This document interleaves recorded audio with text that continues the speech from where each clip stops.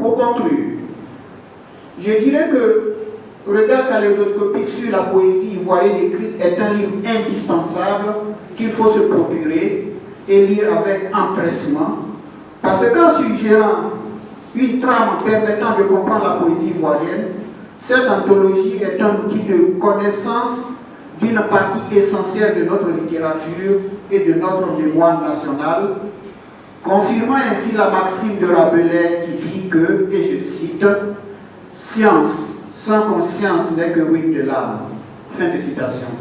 René Nyalega tient à faire découvrir un talent poétique ivoirien encore inconnu. Il vaut mieux se ranger à l'avis de René Nyalega qui, dans son introduction, affirme à juste titre ce qui suit. Je cite: « Ma pratique du texte poétique me fait observer que le meilleur commentateur du texte poétique, c'est le texte lui-même. » Donc à partir d'une photo inédite que M. René Nyalega nous a confiée de M. Bernard Dadier, qu'on connaît comme le père de la poésie ivoirienne. C'est pour ça qu'il est utilisé pour ce livre sur la poésie ivoirienne.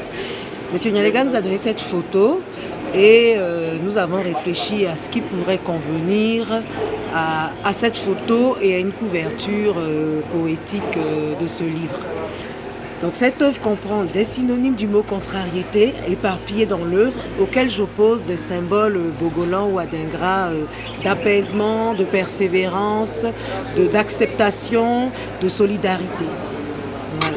Une dédicace dans le monde intellectuel, c'est aussi comme dans le monde un anniversaire que nous fêtons.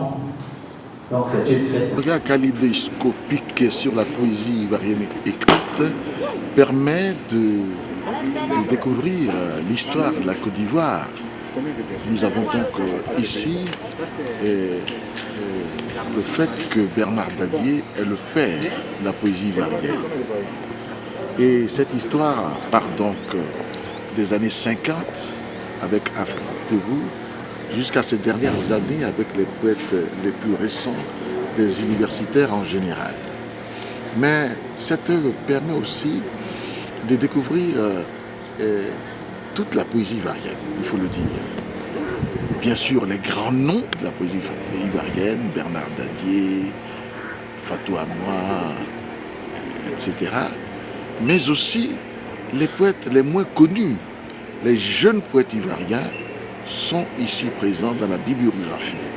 Donc cette œuvre permet d'entrer de plein pied dans la création poétique ivoirienne, qui est riche, parce que nous avons de nombreux poètes aujourd'hui qui écrivent.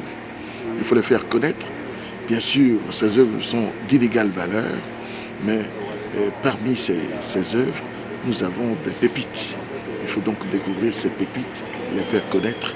Aujourd'hui, cette œuvre est une sorte de vision synoptique de toute la création poétique ivoirienne. Cette œuvre mérite donc d'être lue pour qu'elle puisse servir aux universitaires, au grand public, aux élèves, etc. etc. C'est une œuvre donc, de mon point de vue, une œuvre de référence aujourd'hui pour la poésie ivoirienne écrite.